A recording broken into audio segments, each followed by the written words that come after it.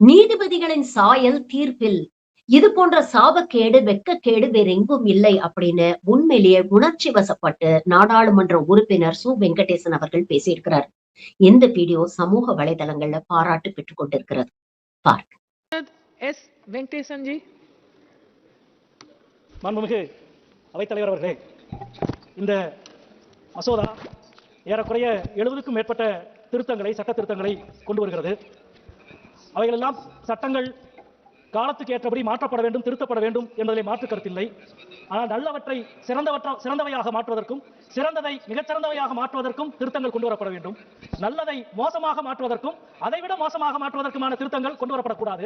இங்கே நீதித்துறை சார்ந்து நம்முடைய மரியாதைக்குரிய கல்யாண் பானர்ஜி அவர்கள் குறிப்பிட்டார். நீதித்துறையிலே ஒரு வழக்கு மனு தாக்கல் செய்யப்பட்டால் பதிவு செய்யப்படுவதற்கு எவ்வளவு நாள் ஆகிறது, பதிவு செய்யப்பட்ட வழக்கு விசாரணைக்கு வர எவ்வளவு மாதம் ஆகிறது, விசாரணைக்கு வந்த வழக்கு தீர்ப்பு வருவதற்கு எத்தனை ஆண்டு ஆகிறது என்று மரியாதைக்குரிய கல்யாண் பானர்ஜி அவர் குறிப்பிட்டார்கள். எங்களது அனுபவம் அதற்கு நேர் தலையிலானது.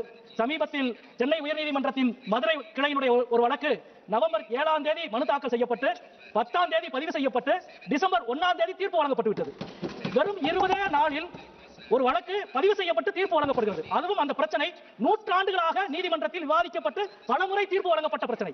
நீதிபதிகளின் சாயல் தீர்ப்பில் விழுவதை போன்ற சாபக்கேடு வேறு எதுவும் இல்லை.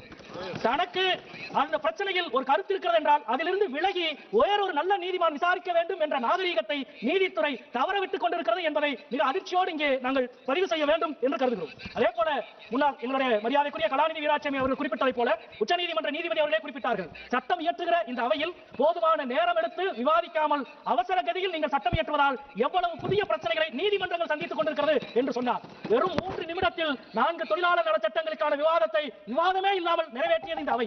140 கோடி மக்களில் 1000 கோடி தொழிலாளர்களுடைய வாழ்க்கையை தீர்மானிக்கிற மசோதாவை கூட எந்த விவாதமும் இல்லாமல் இங்கே நிறைவேற்றினோம். முன்பெல்லாம் தீர்ப்பு என்பது வழக்குகளில் இருந்து உருவாக்கப்படுவது என்ற எண்ணம் இருந்தது. இப்பொழுது தீர்ப்பு என்பது பதவி ஓய்வு காலத்துக்கு பிறகு அடைய போகிற பதவிக்கான நுழைவுத் தேர்வுக்கான பரீட்சையோ என்று பலர் அச்சப்படுகிற அளவுக்கு தீர்ப்புகள் இன்றைக்கு வழங்கப்பட்டுக் கொண்டிருக்கிறது. நண்பர்களே, நான் மிகுந்த வேதனையோடு இங்கே பதிவு செய்ய கடமைப்பட்டிருக்கிறேன். 7 ஆண்டுகள் ஆகிவிட்டது நானெல்லாம் நாடாளுமன்ற உறுப்பினராகி. 7 ஆண்டுகளில் இந்த அவையிலே ஆளுங்கட்சி முன்வைத்த மசோதாவை எதிர்க்கட்சி விவாதத்தின் பெயரில் சொல்ல ஏதாவது ஒன்றையாவது நீங்கள் ஏற்றுக்கொண்டு சட்டமாக்கி இருக்கிறீர்களா? ஒரு கருத்தை கூட, ஒரு திருத்தத்தை கூட ஆளுங்கட்சி ஏற்றுக்கொள்ளவில்லை. உங்களது நோக்கம் நீங்கள் கொண்டு வருவதை சட்டமாக்க வேண்டும் என்பதுதானே ஒழிய இந்த அவையில் இவ்வளவு 140 கோடி இந்தியர்களையும் கட்டுப்படுத்துகிற சட்டத்தை நிறைவேற்றுகிற ஜனநாயக தன்மையை காப்பாற்ற வேண்டும் என்ற நோக்கம் உங்களுக்கு சிறிதும் இல்லை. எனவே உங்களது இந்த சட்ட திருத்தத்தை முற்றிலுமாக நான் எதிர்க்கிறேன் என்பதை சொல்லி முடிக்கிறேன். வணக்கம்.